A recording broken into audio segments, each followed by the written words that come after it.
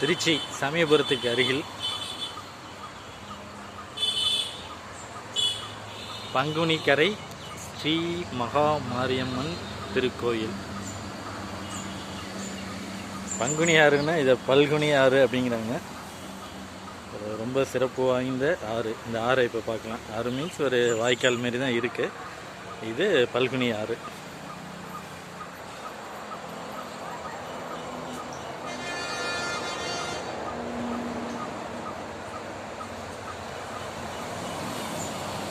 அம்மனோட வாகனம் சிம்மம்.